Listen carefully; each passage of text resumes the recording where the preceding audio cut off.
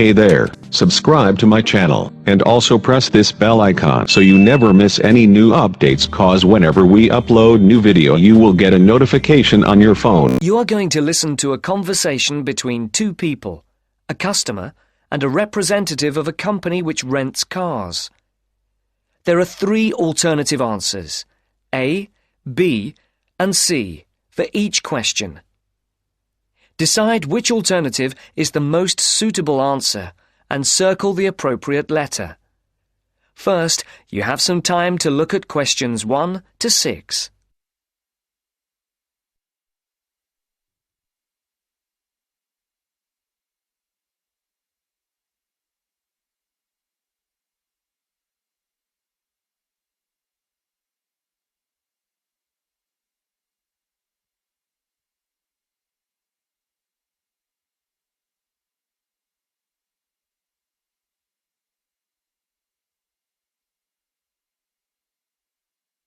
Now the test will begin. Remember, you will hear the recording only once, so answer the questions as you listen. Now listen to the first part of the conversation and answer questions 1 to 6. Thank you for calling Carline. So that we can best help you, can you please press the star button on your phone now? Thank you. Now choose one of the following 4 options by pressing the buttons on your telephone. Press 1 if you would like to make a car reservation. Press 2 if you would like to talk to someone about a car reservation. Press 3 if you would... Please hold while we put you through to one of our assistants.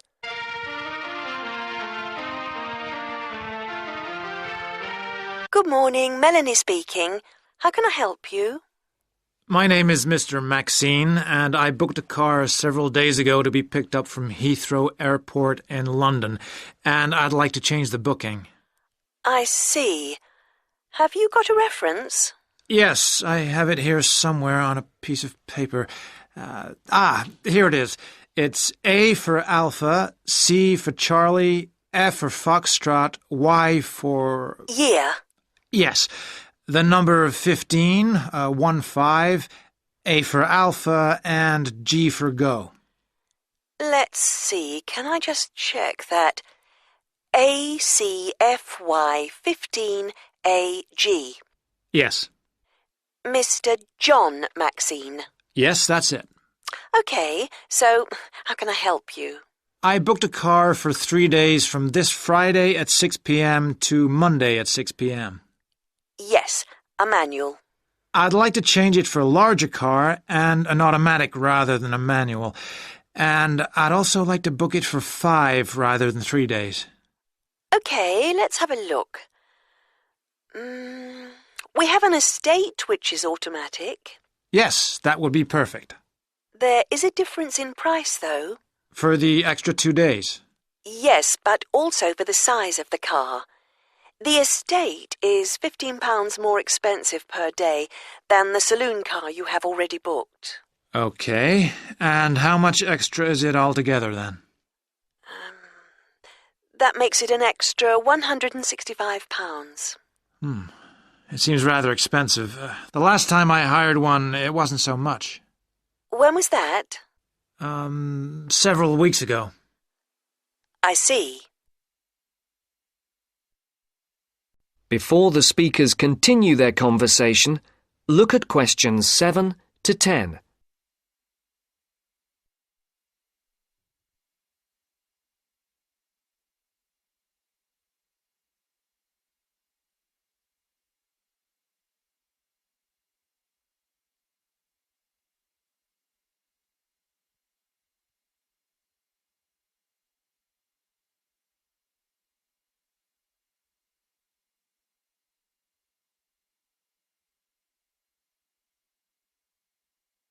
As you listen to the rest of the dialogue, complete the numbered spaces 7 to 10. Write no more than 2 words or a number for each space. Well, it's basically because the rates change daily according to the cars available. The estate is the last automatic we have for hire for that period. We have a manual estate, which is cheaper, if that would help. No, it has to be an automatic. OK. Shall I debit your card for the extra £165? Is it possible for me to pay the extra in cash when I pick up the car at the airport? I'm afraid that isn't possible, as there are no facilities for handling cash at that time of the day. That seems odd. It's because the money can't be banked in the evening, and for security reasons, no cash is held on the premises. OK, you can debit my card. You'll have to give the number to me again. Isn't it logged on the screen? For security reasons, it doesn't come up on the screen when we look at the booking. Any changes, and it has to be entered again. I see. It's 34459911. 34459911. 4425 4425 7750. 7750. OK, that has now been authorised. Shall we send the receipt to your Park Vale address? Yes, number 40. Is there anything else I can help you with, Mr. Maxine? No, nothing else, thank you. Have a nice trip. Thank you. Goodbye. That's the end of section 1. You now have half a minute to check your answers.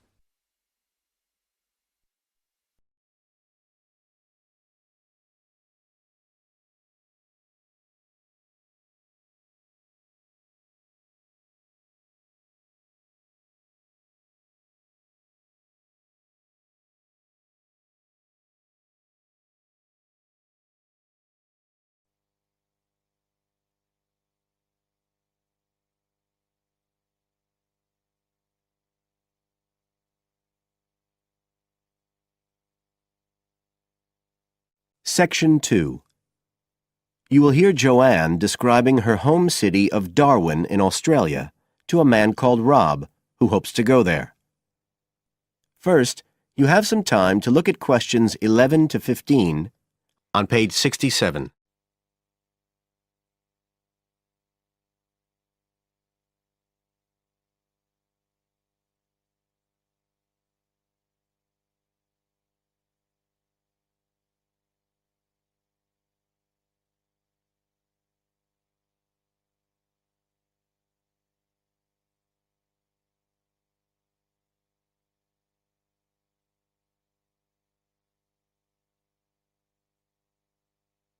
Now listen carefully and answer questions 11 to 15. Joanne?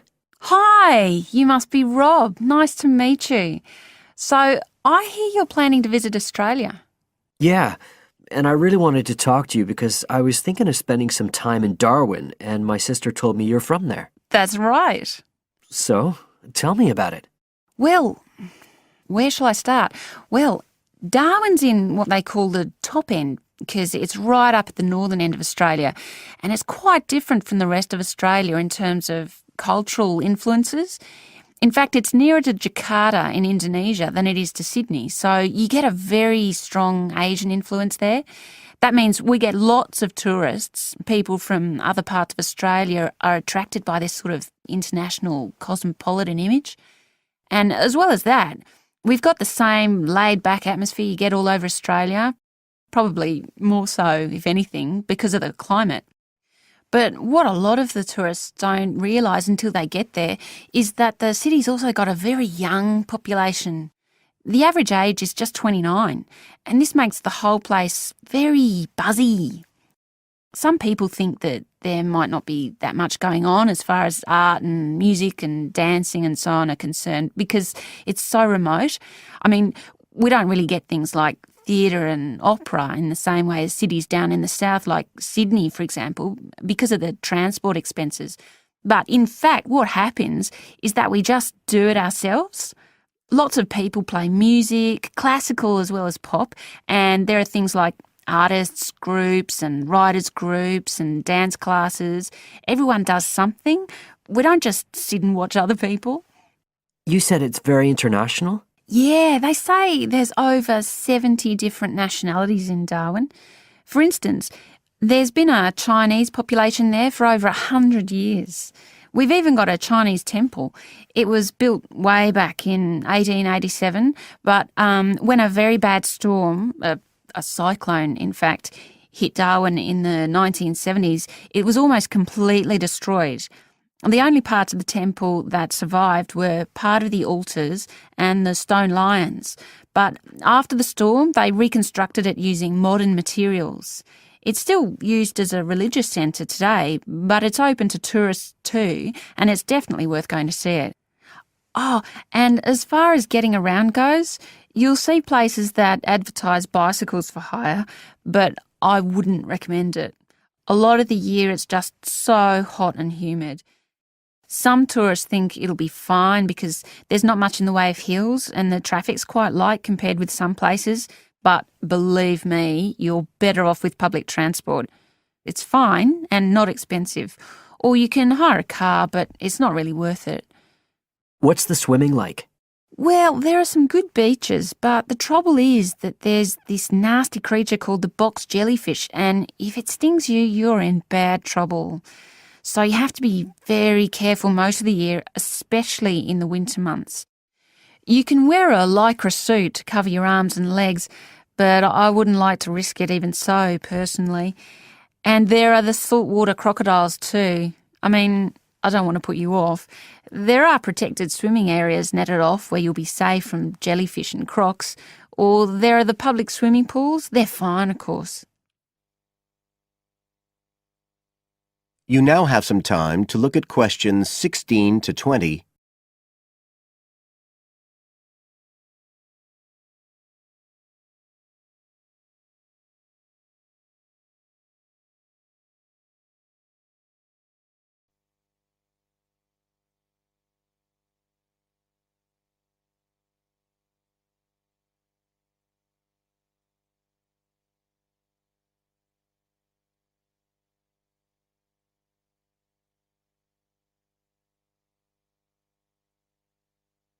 Now listen and answer questions 16 to 20.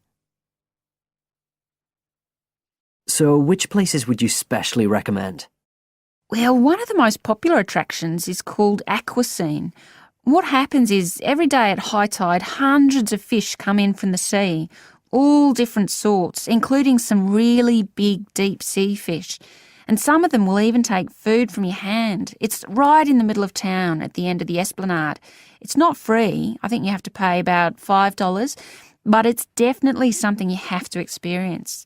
Then, of course, Darwin has a great range of food, being such a cosmopolitan place. And if you don't have lots to spend, the best place to go is to Smith Street Mall, where they have stalls selling stuff to eat. There's all sorts of different things, including Southeast Asian dishes, which I really like. You'd think there'd be plenty of fresh fish in Darwin, as it's on the coast, but in fact, because of the climate, it mostly gets frozen straight away. But you can get fresh fish in the restaurants on Cullen Bay Marina. It's a nice place to go for a special meal, and they have some good shops in that area too. What else? Well, there's the Botanic Garden. It's over 100 years old and there's lots to see. An orchid farm, rainforest, a collection of palm trees, a wetlands area. You can easily spend an afternoon there. That's at Fanny Bay, a couple of kilometres out to the north. Then, if you've got any energy left in the evening, the place to go is Mitchell Street.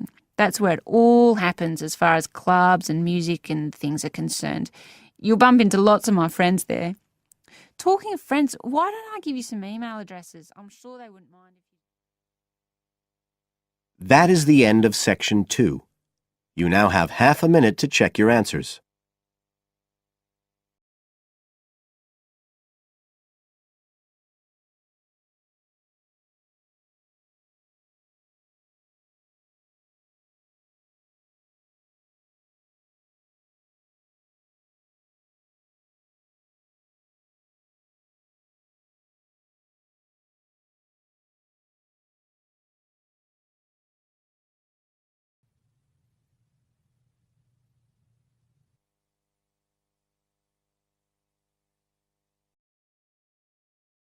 Section 3. You will hear part of an interview between Dr. Hilsden, a member of staff on a fashion design course, and a student, Julia, who is applying to do the course. First, you have some time to look at questions 21 to 23 on page 130.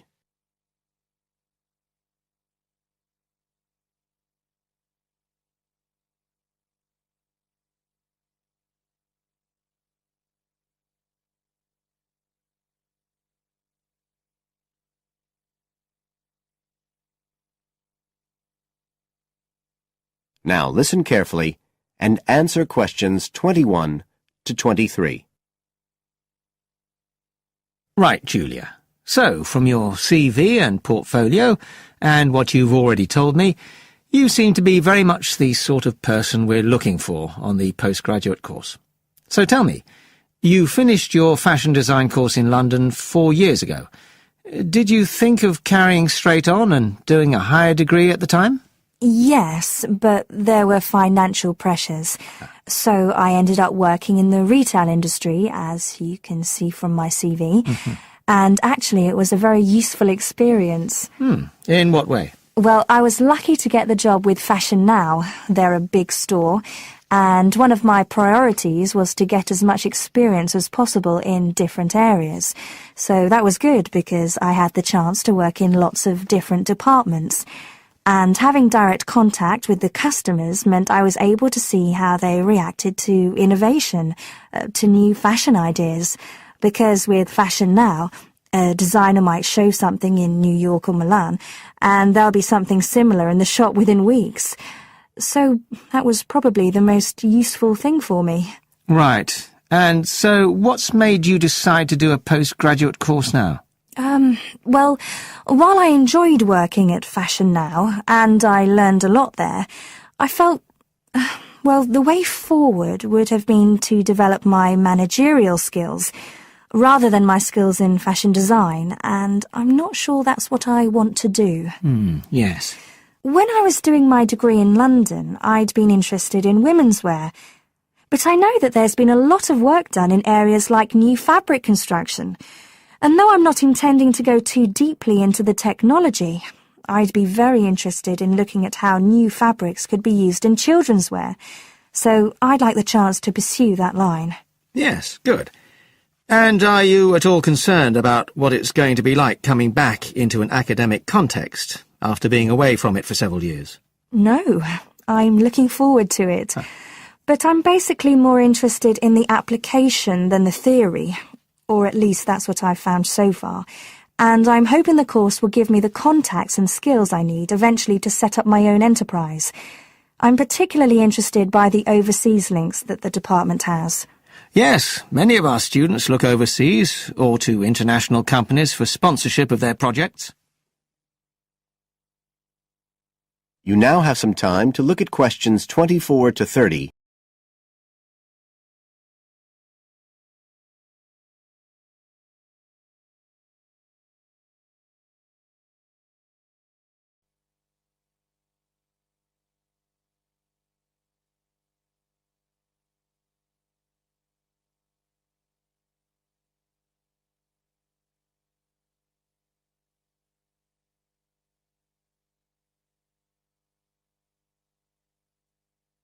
Now listen and answer questions 24 to 30.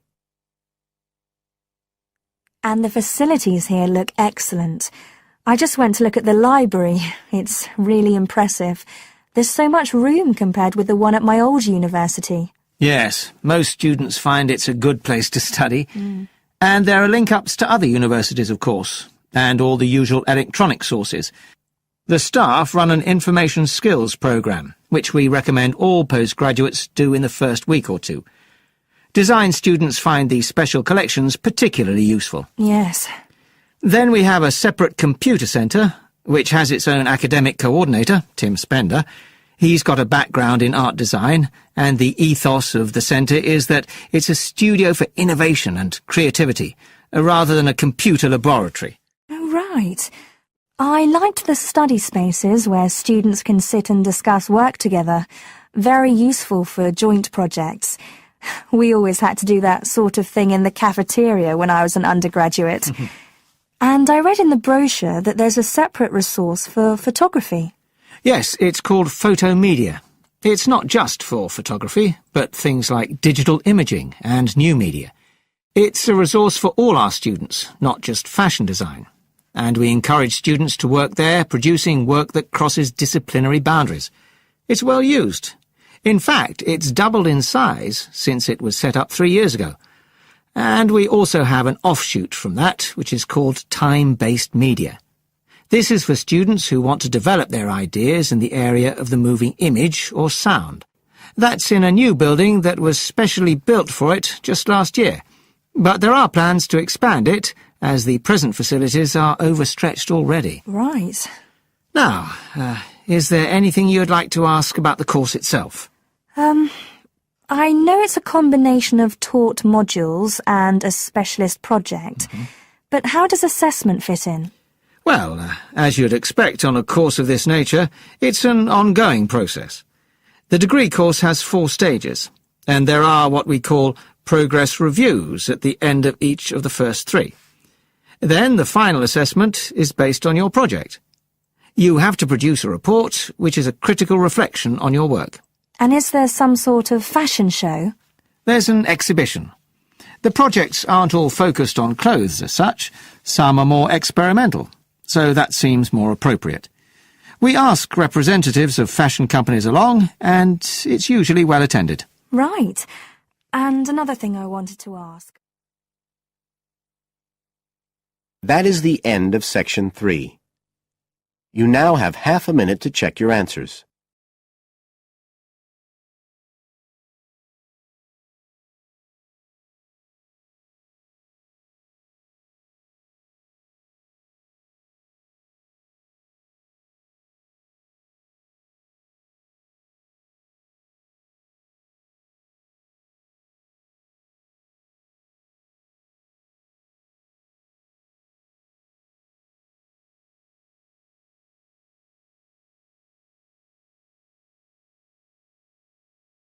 Section 4. In this section, you will hear a lecture on the research on teen brain. Now you have half a minute to read the questions 31 to 40.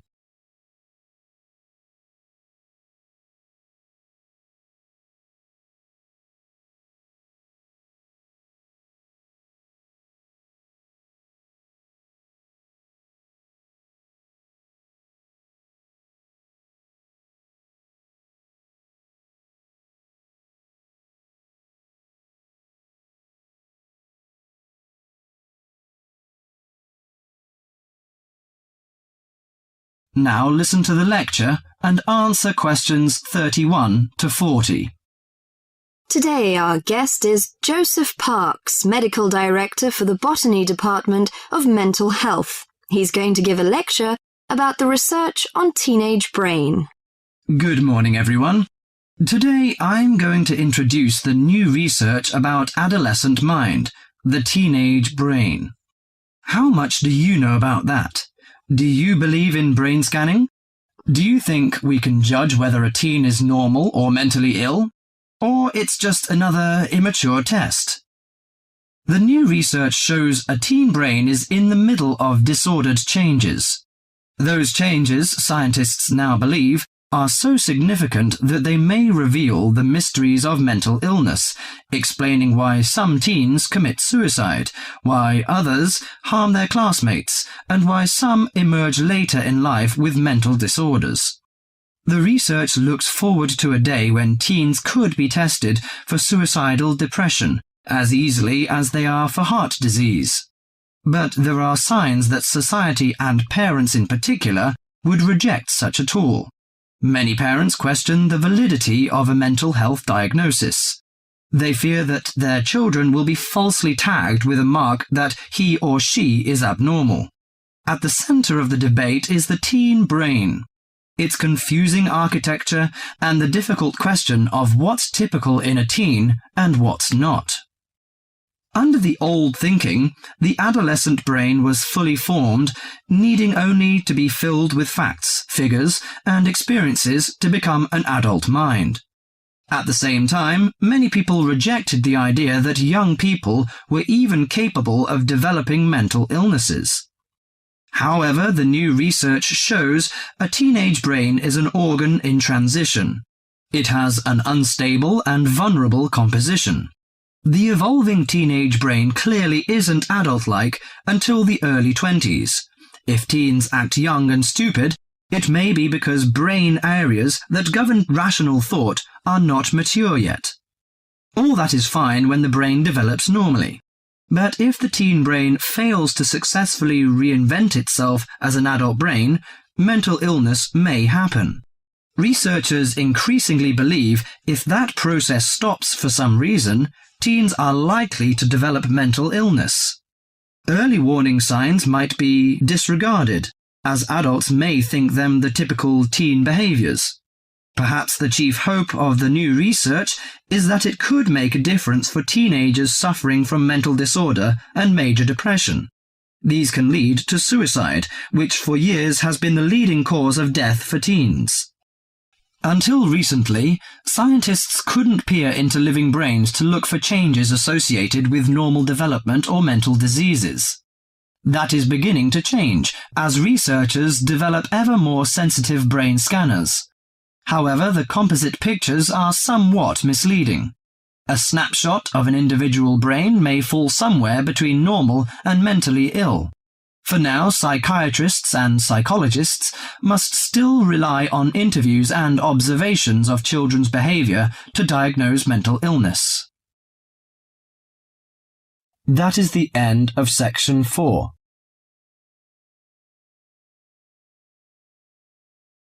You now have half a minute to check your answers.